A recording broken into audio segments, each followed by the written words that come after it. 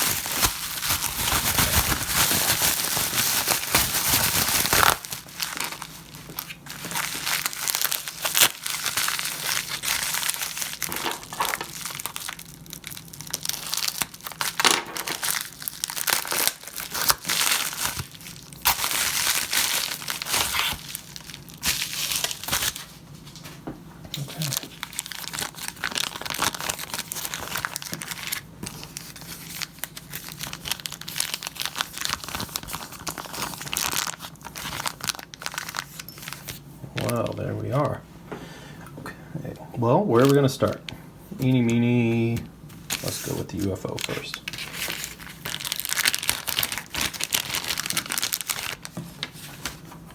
Okay. Great.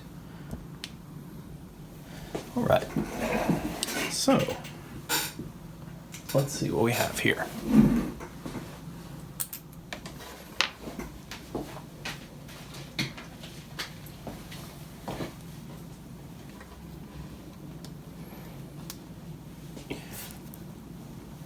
So we have a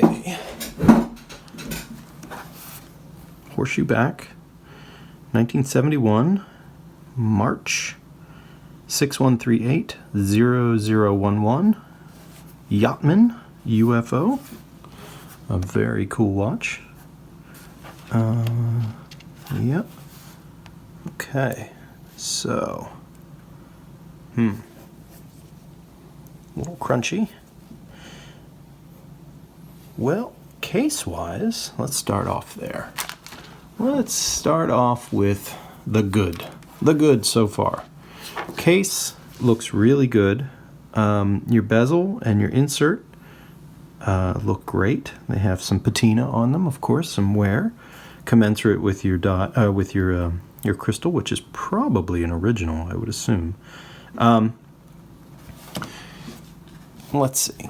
As for the dial and the hands, they have suffered moisture ingress, but I'm going to leave the changes, anything we do, up to you. There's some definite loss of material on the surface here of the sub registers. You got a bit of a scratch over top of your Seiko. Let me see if I can actually move some things around. It's a little crunchy here, a little sticky. Not quite sure what's going on with your stem. Doesn't seem to be very well engaged. All right, so this one is a bit of a project in terms of condition, at least mechanical condition. We're gonna get it open here. Okay, yeah. Ooh, boy, oh boy, that has seen some water in its life.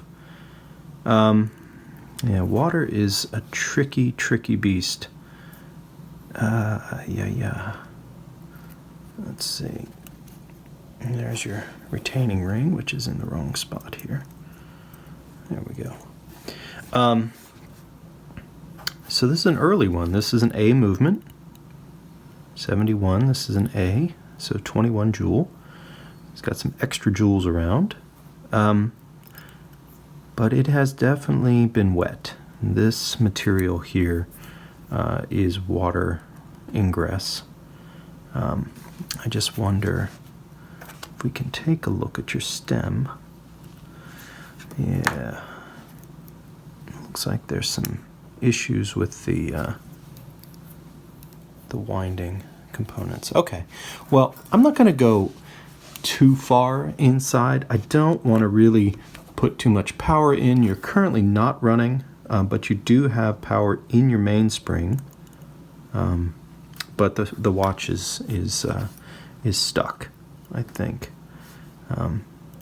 Yeah, that little sort of, that reflects some power in the mainspring. But because of the state of the watch, I'm gonna not go into too much power application, just to be sure. You know, it looks like an original watch in the sense that it hasn't really been polished. I'm gonna just look real quick on the back one more time just to see if there's any servicing marks. Oh, yes, a big one, and a few. So this watch has been cared for in its life. It certainly has been touched. This, I think, is a Seiko service center mark. LA, I think, is Los Angeles. I don't know about the date or what these numbers mean, but I think that's LA. Otherwise, you know, you got 1, 2, 3, 4, maybe 5 service marks, unless those are together. I assume they are. So maybe it's been serviced 1, 2, 3, 4, 5 times in the past, which, you know, is a good sign. But unfortunately, maybe it got wet and stopped working, and somebody just put it away the last time it got some damage. The interesting thing is you have. I don't know about the hand alignment because I don't want to do too much, but you do have original Seiko hands. It's just that your center sweep hand is not aligned, so we'll have to look into that. There's not a whole lot I can do about that, but there are some tricks that perhaps can be applied to get that line back up. Okay, so that's going to need some serious work. But, you know, most of that is part of service, and if there are parts that need to be replaced, I have them on hand, so we can always make that happen. Okay, so this is a nice early 1968 6117 world time. Yeah. Oh, okay. All right. Well, you had mentioned you had a bad crown. You do, in fact, have a broken crown. Here's the stem inside the crown. There is nothing I can do about that. That is toast. I think I have a replacement. Let me check. Give me one moment. And there it is. There's the replacement. So I do have one. You're going to need some other things. You have your spring, which is good. I don't know if the gear is in here. We'll have to open this up and get a sense. But this is important. You know, the crown, stem, gear, that whole assembly. You know, you're starting to talk about another, you know, $150 for that. That's really, you know, I mean, that's what I have to buy them for. The fact that you have this may imply that you also have the gear. I hope it's there. So you're only really looking at a crown and a stem, perhaps. Let's see if we can investigate a little bit more deeply into this. I see something in here, but I'm not 100% sure what it is. Certainly some broken stuff. Perhaps a little glue? Somebody tried to glue something? I don't know. I see glue. Oh yeah, I see the gear. The gear is in here. So you're in the market for a stem and a crown as part of this service. But the fact that you have the gear in here is a big deal. That helps. All right, let's put this stuff aside very quickly. I will try and locate a stem that's appropriate for this watch. They are really tough to find these days. There's not much stuff around for these guys. Case is beautiful though. I mean, it's a nice watch. Let's see if I can get the case back off. Nope. Okay. Let's dig for one more second here to see if we can get this out. Okay, well, give me a moment. I'm going to take the case back off and see if...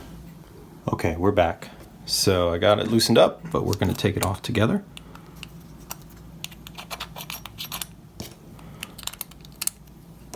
Okay. So not a bad looking movement. These are really pretty anyway. I like these chamfered. Clean, very clean. Let's see if we can actually just get your stem out. It's going to take a little bit of work here, but we'll get it started, hopefully, and maybe do this in a smart way. Yes. Okay, there it comes. All right, so there's your stem. With, oh, you're a lucky guy. Yeah, look at that. There's your gear. There's your stem. Broken, unfortunately. I believe I have another one. I'll have to check. It's important that it's the right length, and we'll have this, this piece here. I want to just check to make sure, unfortunately, that's just the nature of these things. These will never, ever come out. And unfortunately, they're not made of mild steel. They are a hardened steel, and you can't drill them. You can't, and it's just a mess. Anyway, that's really hard. But luckily, we can get replacements. What I may have to do, I think you can perhaps see this, is that, get in the right spot here. I might have to take your washer and put it in this crown, because the washers on the replacements are for a smaller diameter tube. And so that means I have to take this apart and then take this apart and put these together. So you've got a little more work than just a single crown. It actually has to be quote-unquote rebuilt, which means I have to take this washer out. But we'll get there. So you're in for a little bit on the crown to get this one right.